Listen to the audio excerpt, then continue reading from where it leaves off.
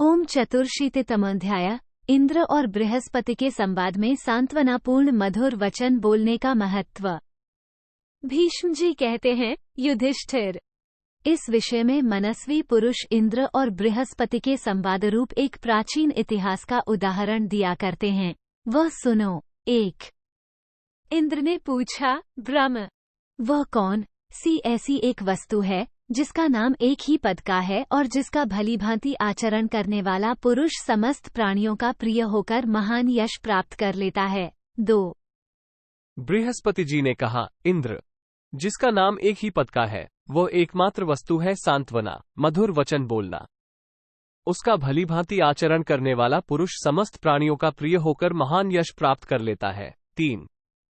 शक्र, यही एक वस्तु संपूर्ण के लिए सुखदायक है।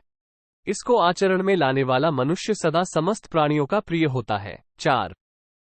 जो मनुष्य सदा भौहें टेढ़ी किए रहता है, किसी से कुछ बातचीत नहीं करता, वो शांत भाव, मृदुभाषी होने के गुण को न अपनाने के कारण सब लोगों के द्वेष का पात्र हो जाता है। 5। जो सभी को देखकर पहले ही बात करता है और सबसे मुस्कुराकर ही बोलता है, उस पर सब लोग प्रसन्न रहते हैं। 6।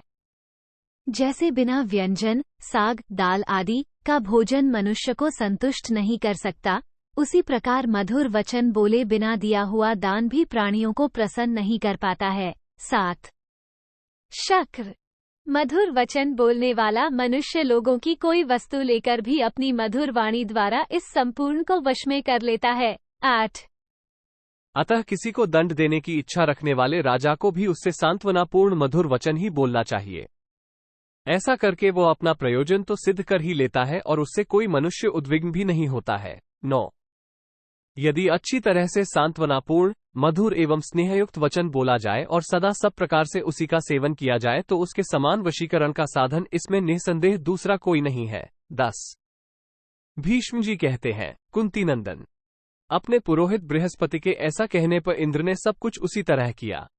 इसी प्रकार तुम भी इस सांत्वनापूर्ण वचन को भलीभांति आचरण में लाओ। 11।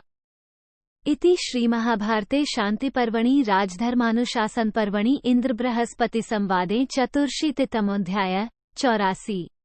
इस प्रकार श्रीमहाभारत शांति पर्व के अंतर्गत राजधर्मानुशासन पर्व में इंद्र और बृहस्पति का संवाद विषयक 84वां अध्याय पूरा हुआ। 84।